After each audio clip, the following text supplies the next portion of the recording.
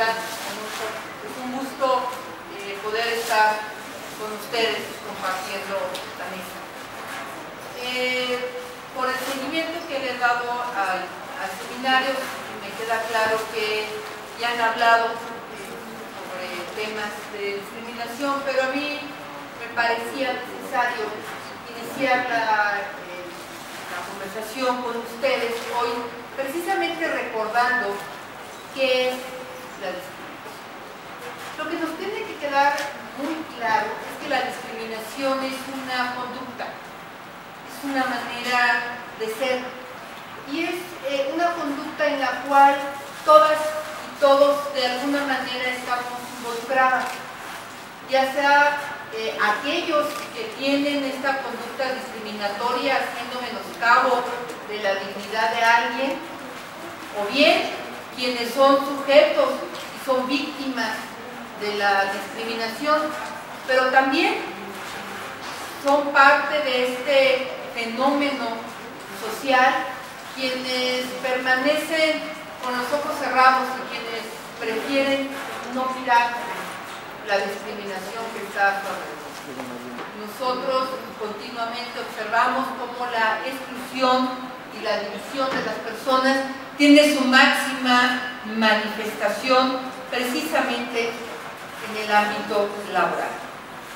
La discriminación entonces quiere decir distinguir, es una forma de clasificar aquellas características que las personas de por sí tenemos, pero que al momento de identificar esas diferencias, estas se convierten en defectos, y al convertirse en defectos lo que hace es que no seamos sujetos de derechos humanos. Por eso se dice que la discriminación es no solamente un principio, sino también es un derecho llave.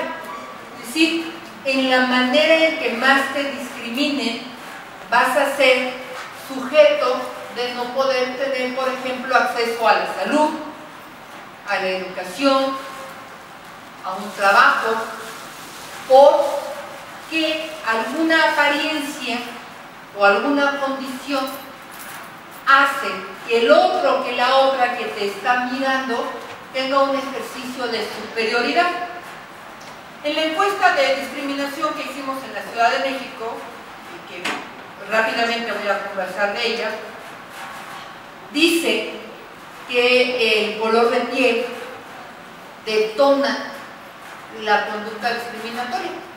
Y bueno, y no deja de ser alarmante en un país como México que el color de piel sea lo que detone la conducta discriminatoria. Porque bueno, solamente basta mirárnoslas y los que estamos en esta sala, y así que digamos rubios y de ojos azules, pues no necesariamente, ¿no? Y entonces, ¿qué significa? Lo que significa es que nos discriminamos los unos a los otros. El menos moreno discrimina al más moreno. El que siente que tiene una mejor situación económica discrimina al que cree que no la tiene. Y en esa misma lógica, ¿no?, el que cree que no es indígena discrimina al indígena. Y digo cree que no es indígena porque pues, lo que sí es indiscutible es que los indígenas estaban aquí en esta tierra desde antes, desde siempre. Y quien crea que su sangre es pura, pues está como muy de ternura, pues, ¿no? De función. Y además no solamente un tema de sangre, no solamente es un tema de raza, es un tema de cultura, es un tema de educación. Hay muchas tradiciones que muchas y muchos de nosotros tenemos en nuestras casas, que a lo mejor en nuestra casa no hay nadie que se reconozca como indígena, pero que seguimos esas prácticas, ¿no? Entonces me viene, por ejemplo, el Día de Muertos, ¿no? Es una práctica que ahora muchas y muchos, bueno, ahora ya se ha hecho un poco más, ¿no? Y ya se ha puesto en moda los altares, no sé, cosas, pero pero son parte de esa cultura indígena que en nuestras casas las tenemos. Y también es la comida, ¿no?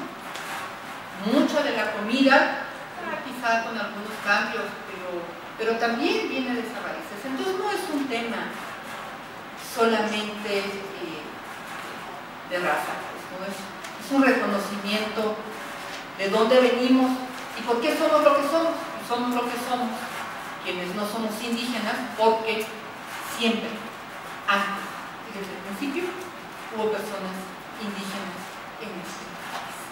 Reconocer eso es fundamental, porque así como reconocemos que el ser mujer pone en el primer nivel de la discriminación, también es cierto que el ser indígena desafortunadamente se pone en el primer nivel de la discriminación. La discriminación muchas veces se van acumulando causales. Entonces, para resumírselas rápido y no decirles todas las causales, no hay mayor discriminación que ser mujer y que ser indígena. Para dejárselo así de claro, no se hagan bolas. Esa es la mayor discriminación. Y si le sumas que eres pobre, y si le sumas que eres una persona adulta mayor, y si le sumas que tienes alguna discapacidad, bueno, pues como se darán ustedes cuenta, vamos aumentando esas causales de discriminación. Pero las mujeres indígenas es el grupo más discriminado. En el Consejo para Prevenir y Eliminar la Discriminación de la Ciudad de México, bueno, nosotros tenemos un mandato de ley. Y ese mandato de ley nos lleva a construir y a la necesidad y al reconocimiento de construir una agenda indígena justa. Una agenda indígena que nosotros la hemos llevado de manera transversal. El Consejo es relativamente nuevo. Nosotros tenemos 3 años de existencia en la Ciudad de México, pero hemos avanzado, así como en todas las causales de discriminación, porque desafortunadamente no es el único tema que atendemos, sino atendemos muchísimos, pero sí hemos tomado como prioridad el tema de la discriminación indígena. Y a partir de él, bueno, hemos construido una agenda de trabajo y lo que hemos hecho en la Ciudad de México es que reconocemos, por supuesto, la población indígena, las comunidades indígenas que habitan en el Distrito Federal y cómo son discriminados en su vida cotidiana. Es por eso que es el grupo más discriminado en la Ciudad de México. ¿Cuáles son esas causales que detonan la conducta discriminatoria ya en las personas indígenas? Bueno, la pobreza, el color de piel, la forma de vestir, la forma de hablar, y ahorita el compañero Arnulfo decía algo muy interesante de cómo cuando uno, como era su caso, es tercera o cuarta generación con las indígenas, se va perdiendo la lengua. Pero también se va perdiendo muchas veces porque es difícil, pues, reconocer que hablas una lengua y decirlo abiertamente cuando sabes que ese simple hecho puede detonar la conducta discriminatoria. Y, por ejemplo, un ejemplo muy sencillo que nos pasó en el consejo: una chica del tercero de secundaria, indígena, la secundaria 42 de Tepito.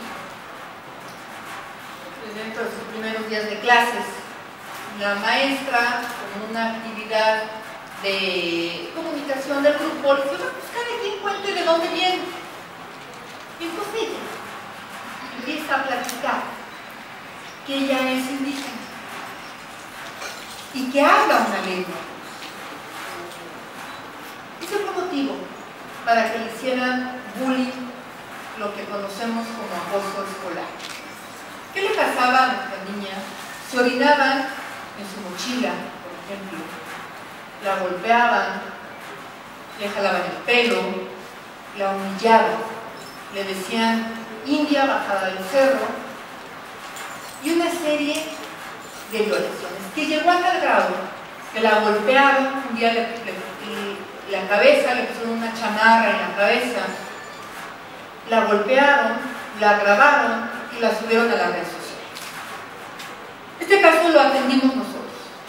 ¿Cómo no? ¿Cómo no, digo yo entonces, que no sea fácil en esta ciudad clasista y de discriminación que alguien fácilmente diga si hablo una lengua o si soy indígena? Y no es que le dé pena, claro que me acompaña, lo que le da es miedo, y tiene razón de que le dé miedo, ¿no? Cuando se conocen este tipo de cosas. Pero bueno, ¿qué es lo que estamos haciendo en el Consejo para prevenir y eliminar la discriminación? Porque esa es la tarea que nos toca hacer a nosotros. Bueno, lo que hacemos es diseñar, asesorar, difundir y garantizar entre los órganos públicos y miembros y parte del sector privado, es decir, no solamente miramos la discriminación que se genera en el sector público, sino la que se genera en el espacio privado, que por cierto es muchísimo mayor de la que se puede generar en las instancias de gobierno. ¿Por qué? Porque de alguna manera las instancias de gobierno están mucho más vigiladas por la Contraloría, por la ciudadanía, pero Palacio de Hierro, un centro comercial, una taquería cualquiera que ustedes quieran, son menos observados. Y entonces el Consejo hemos decidido poner y colocar también ahí la mirada. De tal suerte que la visión que tiene el Consejo se ha enmarcado dentro de una estrategia que busca los cambios, precisamente los cambios de esta cultura, de esta conducta que detonan la discriminación. Ya les decía yo que la discriminación es un ejercicio de poder y se detona por alguna de las causales que les explicaba, pero también se detona por sentirme superior al otro o por miedo. Es decir, el miedo es una causal que detona la conducta discriminatoria. No es en el caso indígena, pero sí lo viene siendo mucho en el caso de personas jóvenes. Por eso la población, los jóvenes y las personas en situación de calle, que algunas de ellas, no todas, pero algunas de ellas pertenecen a algún pueblo indígena, el ejercicio es al contrario. Son discriminadas, son discriminados porque se genera un mecanismo de miedo entre la ciudadanía que los rechaza, que los hace a un lado y que no las incluye. Desde el anteproyecto que se encuentra ahorita precisamente ya en la Asamblea Legislativa de Ley, el Consejo para Prevenir y Eliminar la Discriminación, estuvimos solamente participando en una parte, porque bueno, la ley tiene muchos artículos, nosotros solamente nos enfocamos principalmente, gracias pues, a la invitación que nos hizo CEDEREC y que nos hicieron muchos de ustedes de las organizaciones indígenas que están aquí, y revisamos la parte de no discriminación. Hemos lanzado campañas, una campaña que se llama "Porque dos son más que uno, es mejor sumar que discriminar".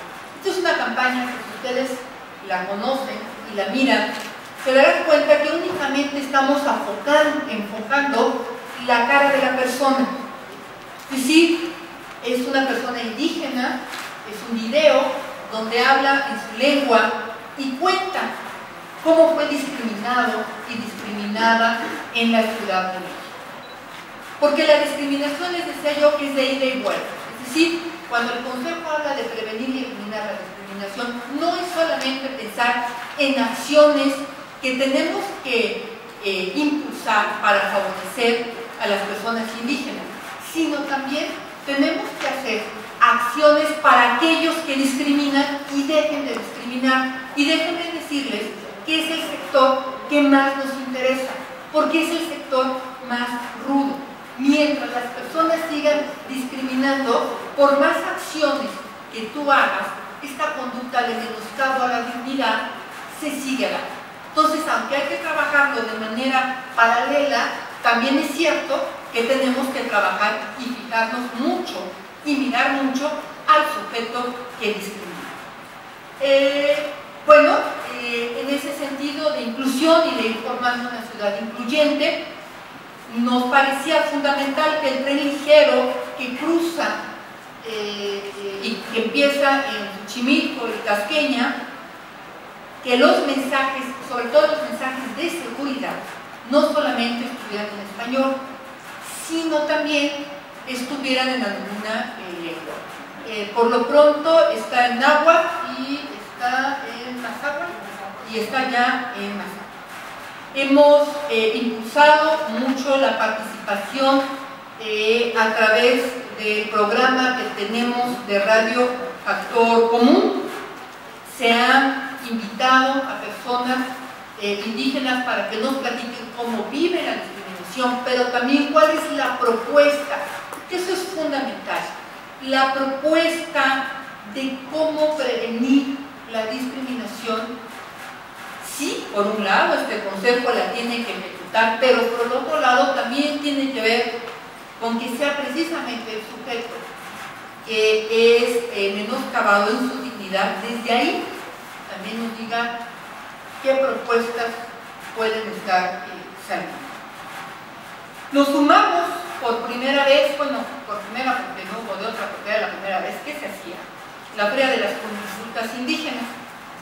Y sí, yo recuerdo cómo estos espacios que se han ido ganando luego se van perdiendo con mucha facilidad.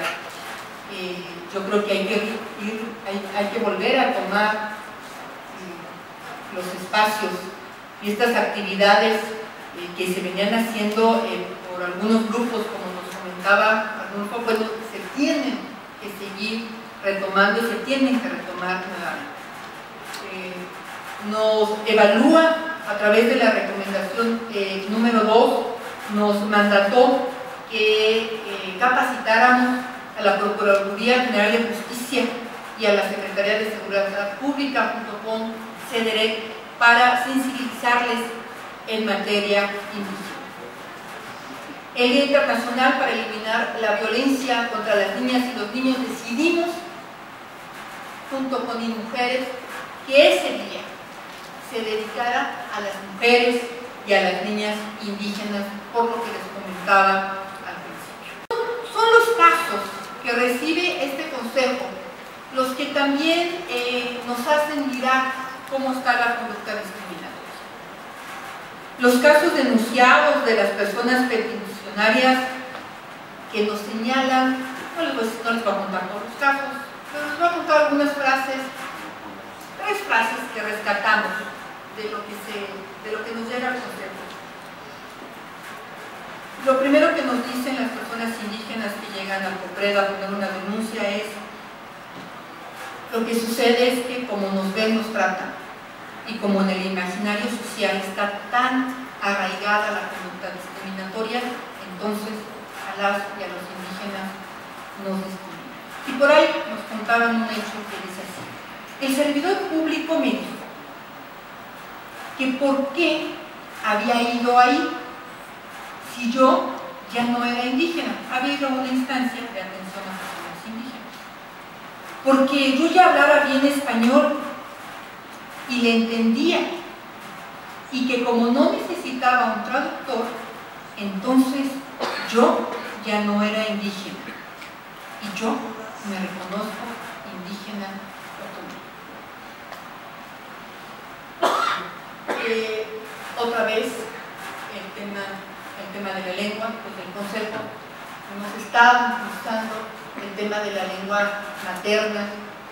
Hemos hecho ya 2 campañas en el metro en el año pasado. Este año hicimos nuevamente una campaña donde gente como Lidia Cacho se sumó a unos videos que estuvimos transmitiendo en el metro, en el tren ligero, en algunas instancias de gobierno, que se llama Mi Palabra Favorita, y que tiene como intención esto, pues, hablarle al otro, hablarle al que no es indígena.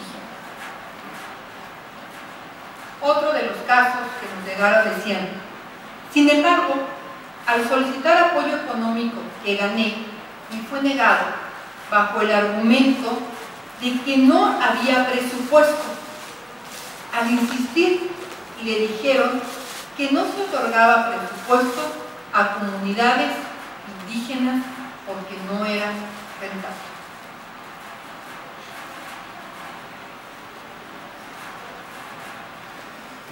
Estos son los casos, algunos de los casos que vemos en instancias de gobierno, pero también hemos tenido otro caso. Desafortunadamente son las escuelas privadas, las niñas y los niños los que más sufren de este tipo de discriminación cuando se reconocen indígenas.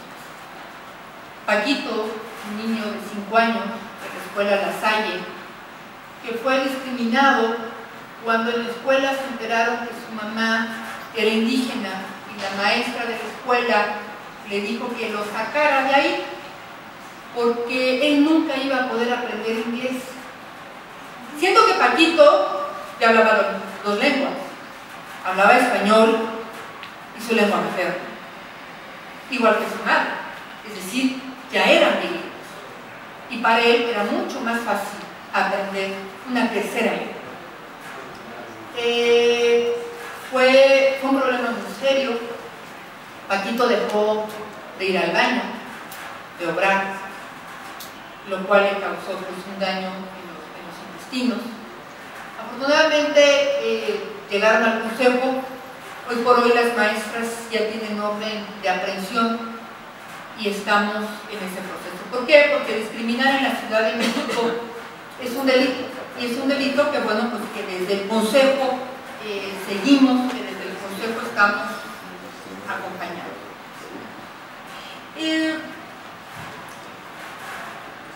La discriminación tiene que ser un trabajo de todas y de todos, no es un ejercicio aislado, porque es una comunidad, porque está arraigado y porque muchas veces decimos cosas que hasta sin darnos cuenta. Cuando llega la hija con el novio, la mamá le dice: mi hijita, hay que mejorar la raza. Entonces, y hasta ustedes se ríen. ¿Y por qué? Y así como esos dichos, hay muchos, ¿no?, arraigados en nuestra cultura, ¿no? Y cuando alguien va a cruzar la calle y se saca de onda porque viene el coche y dice: ay, pareces india bajada del cerro, ¿no? Y el otro se ríe. Y cuando no me gusta tu manera de vestir o tu expresión, te digo: ay, que naco, ay, que naca. Y cuando te quiero insultar, cuando te quiero ofender, la primera palabra que más se usa en esta ciudad, ¿saben cuál es? Indio. ¡Ay, qué indio! ¡Ay, pareces indio! Chiste.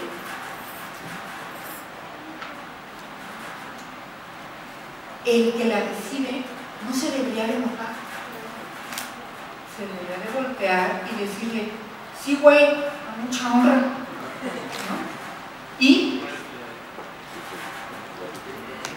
Pero bueno, así como hay muchas otras palabras, desafortunadamente, también como sociedad, nos hemos acostumbrado a usar este tipo de términos que en vez de describir la riqueza que para el país significa, y eso sí, cuando vienen los extranjeros, ahí vamos al Templo Mayor, ¿verdad?